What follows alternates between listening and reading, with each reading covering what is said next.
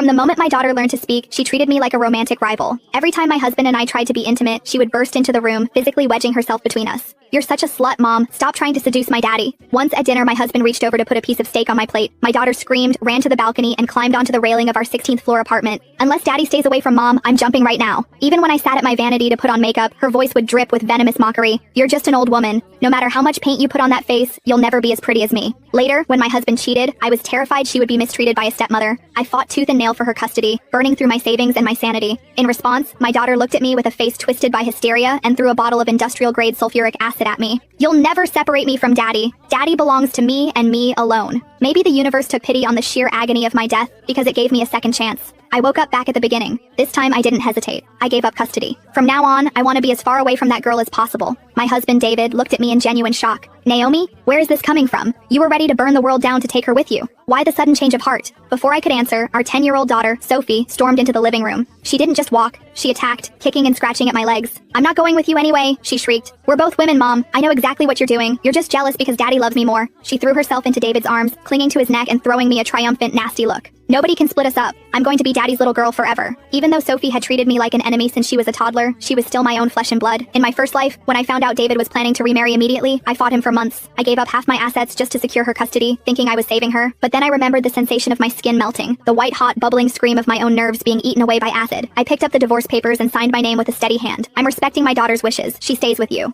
Sophie froze, her eyes widening in momentary confusion. I moved to finalize the documents, but she lunged forward, snatching the papers off the coffee table. "You're a discarded wife. How dare you try to take Daddy's money? Have you no shame?" she barked. "Daddy, you said you'd buy me all those designer dresses. Don't give this old woman a cent." She hugged David's leg, her voice turning into a sugary, manipulative coo, telling him that a failure of a woman like me didn't deserve a settlement. She had no idea about David's affair, nor did she care that I was legally entitled to a 7-figure payout. David didn't correct her. Instead, he leaned into the noble father persona he loved so much. "I'm just too kind-hearted, Sophie. I can't bring myself to be too cruel to your mother, even if she doesn't deserve it." He stroked her hair. "I know you're worried about how hard I work for our money. You really are my little angel." Watching them perform this twisted duet, I felt a cold laugh bubbling in my chest. David was the true architect of this monster. He never corrected her behavior. He fed her delusions with endless indulgence until her mind became a warped, competitive maze. David eventually managed to coax Sophie out of the room. The moment she was gone, he leaned in and whispered, "Naomi, don't mention the remarriage to Sophie yet. I'm worried she's too fragile to handle it right now. When the timing is right, I'll introduce her to her new mom." Sophie, blissfully unaware, was currently in the hallway celebrating her victory. She had pulled our wedding photo off the wall and was jumping on my face in the picture, her heels puncturing the glass. Yes, I finally won. The rival is gone. Watching her, I felt a profound sense of detachment. It wasn't just heartbreak anymore, it was pity. I wondered if she'd still be smiling when she realized she was about to face a brand new rival, one who didn't share my maternal instinct. Sophie caught me looking. She laughed, a shrill, mocking sound. "Are you jealous, Naomi? From today on, Daddy is all